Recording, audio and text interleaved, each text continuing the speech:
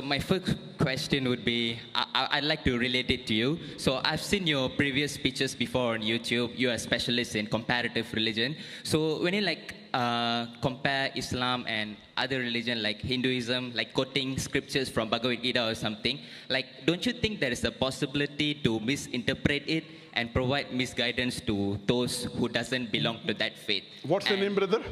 Pardon? Your name? Shashi Varman.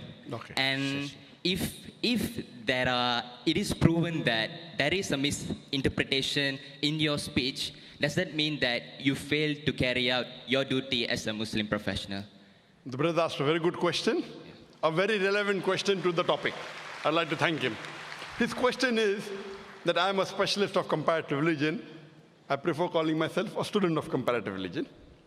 And when I quote scriptures of other religion, like whether it be the Bhagavad Gita, whether Veda, whether Bible, and if I misinterpret that scripture, then isn't it wrong as a Muslim? Totally wrong. I agree with you. That's the reason after every lecture of mine, we have question answer session. Most of the religious speaker, whether it be Hindu, whether it be Christian, whether it be Muslim, most of them, majority, more than 90%, after this speech, they have no question answer session. Sheikh Deedat was the first one who started, and now, mashallah, many of us, after every lecture, we have a question answer session. Why? So that if you disagree with us, you are open to ask the question. In the question answer time, if any speaker, including myself, if the questioner proves that my interpretation is wrong, if they prove to me, first I will say, I am sorry, I will take it back. If I make a mistake, as a Muslim, compulsory, I would apologize. I would first say, I'm sorry, I misunderstood your scripture. Inshallah, in future, I will not quote it. Never in my life of 25 years of dawah, more than has a single questioner, mashallah, I can make mistakes. I'm a human being. I'm not perfect. No human being is perfect. Not a single questioner ever quoted me anything and proved me wrong. Alhamdulillah. I can be wrong. I can be wrong. Therefore, we say, ask the question. If he poses a question to me, I will counter quote him and give him the quotation from his scholars.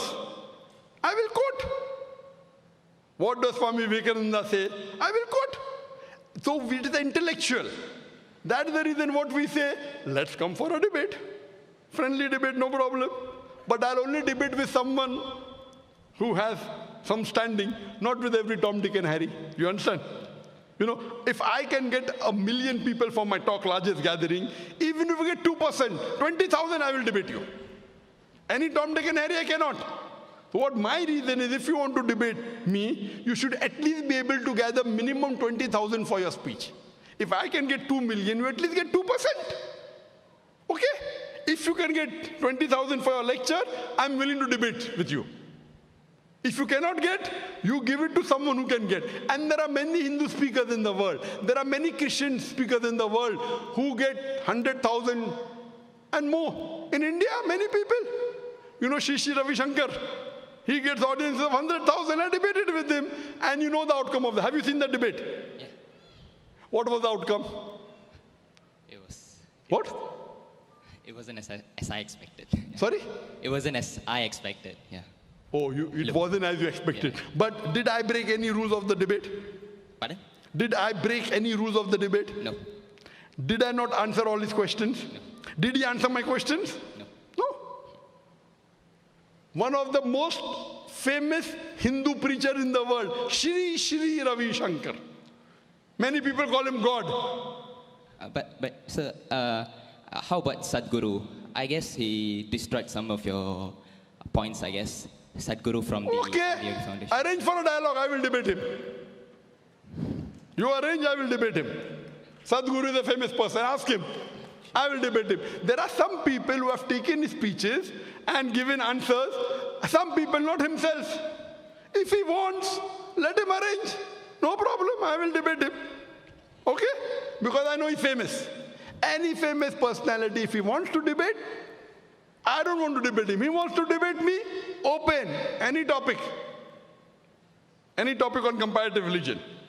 Hinduism and Islam, no problem. Okay, I'm welcome. And if he points out anything in my speech which I said, which is out of context or which is not as per the Hindu scripture, I'll apologize. I will give him from where I got. All my research are not from non-Hindu scholars, from Hindu scholars. I give the reference.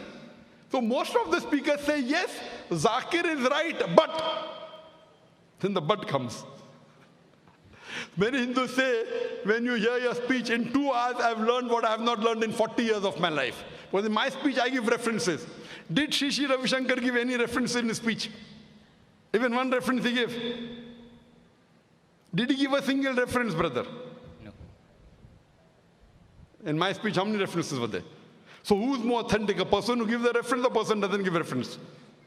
He could have kept a chit. There's no objection. In a debate, you can have notes in front of you, right or wrong. I don't have notes. He can have notes. Ask if Sri Sri Ravi Shankar will have a second debate with me. Will he have? Even if you give him $1 million, he will not have. I guess he will. But if he doesn't debate you, I'm sure one day I will. Yeah. Most welcome. The day you can get 20,000 people for your audience, I will debate you. Cool. Now what you can do, question answer. Did I answer your question or not? Yeah, you did. Thank you. Very satisfactorily? Yes. I'm very happy. Thank you for accepting it. And may Allah guide you. And I'll pray for you that you come to the truth, brother. Thank you. Thank you very much. Yes, you're most welcome.